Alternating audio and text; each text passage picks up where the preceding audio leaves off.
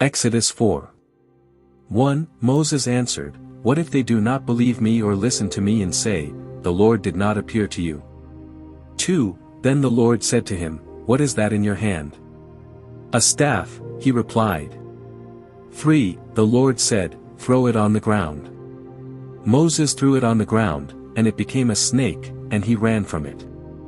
4. Then the Lord said to him, "Reach out your hand and take it by the tail."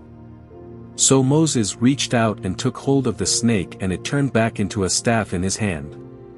5. This, said the Lord, is so that they may believe that the Lord, the God of their fathers, the God of Abraham, the God of Isaac, and the God of Jacob, has appeared to you. 6. Then the Lord said, "Put your hand inside your cloak." So Moses put his hand into his cloak, and when he took it out, the skin was leprous, it had become as white as snow. 7. Now put it back into your cloak, he said. So Moses put his hand back into his cloak, and when he took it out, it was restored, like the rest of his flesh. 8. Then the Lord said, "If they do not believe you or pay attention to the first sign, they may believe the second." 9. But if they do not believe these two signs or listen to you, take some water from the Nile and pour it on the dry ground. The water you take from the river will become blood on the ground. 10. Moses said to the Lord, "Pardon your servant, Lord. I have never been eloquent, neither in the past nor since you have spoken to your servant. I am slow of speech and tongue."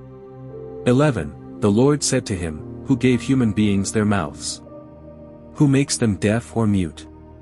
Who gives them sight or makes them blind?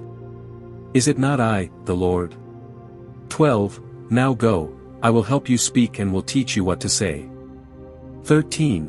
But Moses said, "Pardon your servant, Lord. Please send someone else."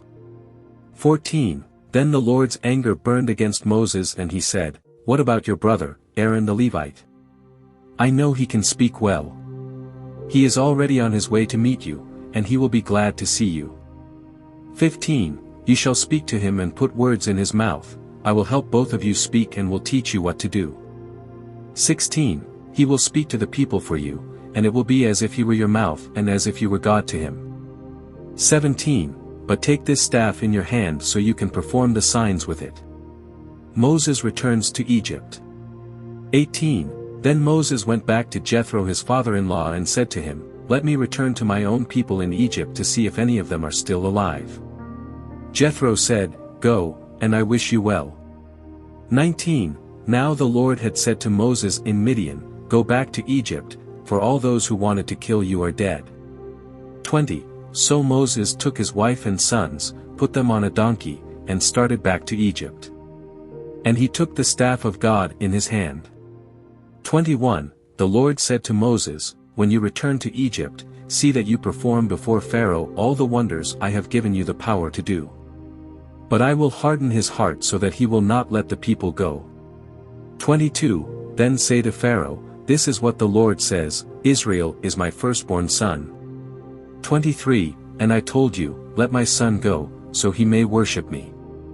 But you refused to let him go, so I will kill your firstborn son. 24. At a lodging place on the way, the Lord met Moses and was about to kill him. 25.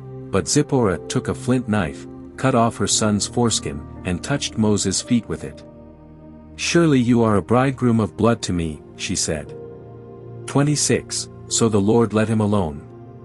At that time she said, "Bridegroom of blood," referring to circumcision. 27. The Lord said to Aaron, "Go into the wilderness to meet Moses." So he met Moses at the mountain of God and kissed him.